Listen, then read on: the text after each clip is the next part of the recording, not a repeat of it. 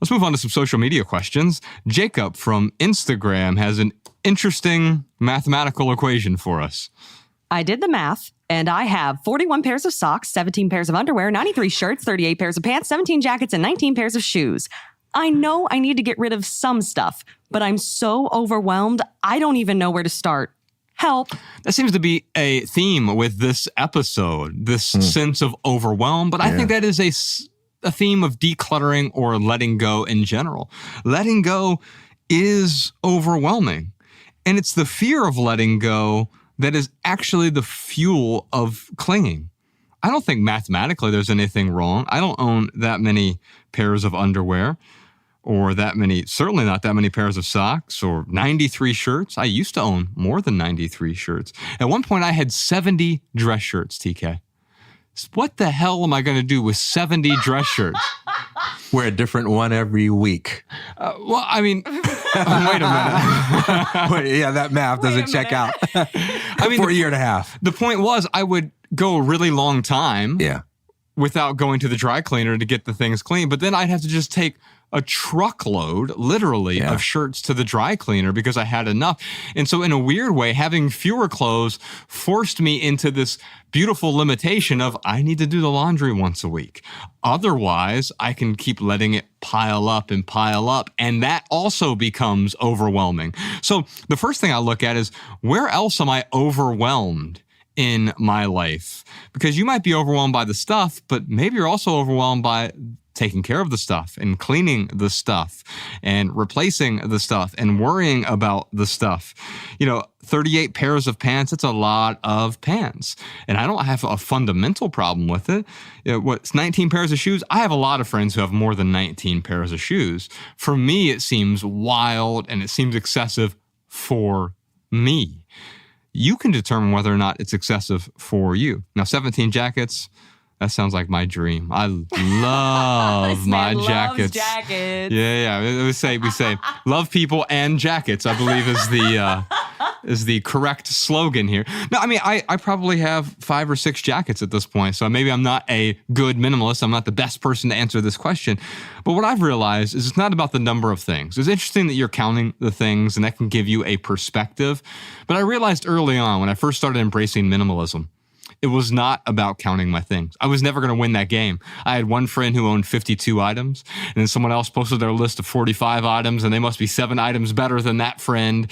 And then this one woman, Nina Yao, she got down to 15 items. And I was like, oh, she must have won the game. And then I realized, well, no, maybe it's the guy who is naked in the middle of the street screaming at traffic. He won the game because he has literally 0 possessions, including clothing. And so it's not about winning a game here. The question with my material possessions is, does this serve a purpose in my life or does it get in the way? Yeah. And here's the truth. And here's why it's so difficult with clothing, because it's both. These things serve a purpose for you. And many of these things, or probably all of them, you wear at least once a year or once a quarter. First thing I'll tell you, I would download the free Minimalist Rulebook. It's 16 Rules for Living with Less, theminimalists.com/rulebook. And in there, one of the rules is what we call the seasonality rule or the 90-90 rule. You can take any piece of clothing and you say, have I worn this in the last 90 days? If so, great. I'm probably going to keep wearing it. If not, am I going to wear it in the next 90 days? And if the answer is still no, well, wait a minute. Why am I still holding on to it then? And maybe 90 days is too restrictive for you. You can make it 1 year. Have I worn this in the last 6 months? Yeah. Am I going to wear it in the next 6 months? That means a full year, all the seasons I went through, and I still didn't wear that jacket, that sweater, those socks, that shirt. But some of those things you really enjoy. Here's the paradox of minimalism for me. I get way more value from the clothes I have now because they're all my favorite clothes. I got rid of all of my clothes that weren't my favorite clothes. So all of my shirts are my favorite shirts. All of my jeans I have 2 pairs of jeans. They're my favorite jeans.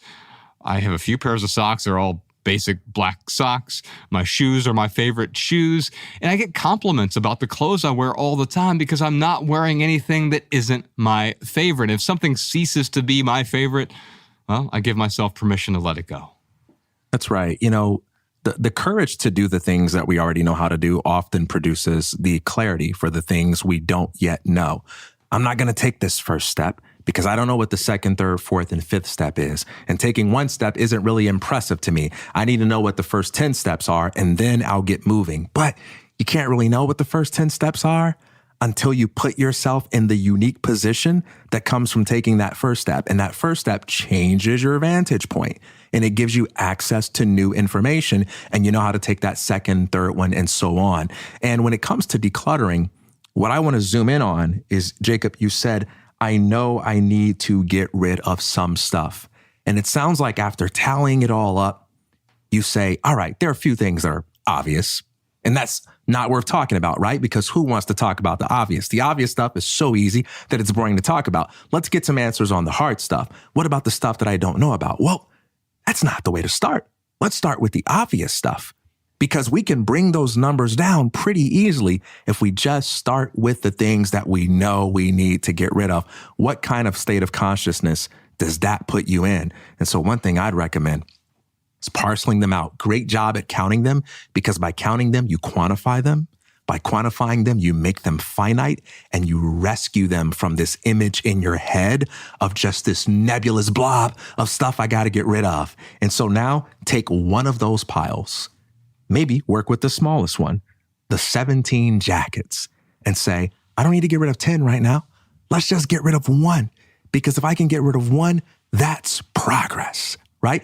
And then you can say, I'll move on to the next pile, 19 pairs of shoes. Let's just get rid of one. And you can make a game out of jumping from one pile to the next, saying, I'm just going to get rid of one thing. And you know what you could do?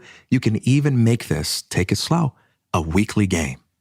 If I can make it through each one of these piles and get rid of one item, I've done it for the week. That's a big accomplishment. Let's see how it feels to enjoy this lighter load and this accomplishment. Next week, I'll come back and challenge myself to do the same thing. And you'll find that as you let things go one by one, your clarity will begin to grow exponentially. I like this as an idea. We were talking about this earlier in the episode, but you can do your own packing party for your stuff.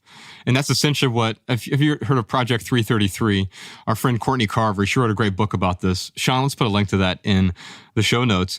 But basically, the best dressed people at all of our live tour stops are always doing Project 333. It's real simple. Here's how it works. Basically, you take all of your clothes, you do a little packing party for all of them, you box them all up basically and get them out of sight, except for 33 items. And that includes everything from pants and shirts and socks and underwear and jackets and shoes. And you have 33 items you're going to wear for 3 months. Project 333, 3 months, 33 items. Well, what does that force you to do? It forces you to pick the things you really enjoy wearing, the things that look good on you, that are flattering. Also, though, the things that are versatile and useful, because I can't have a bunch of things that I'm only going to wear once in a 3-month period there. And what you realize is that limitation that you create, it creates this beautiful sort of creativity. And the people who show up at our events, they look so artistic and creative, not because they have the best clothes, but because they've gotten rid of the excess clothes that didn't make them feel the way that these 33 pieces of clothing feel.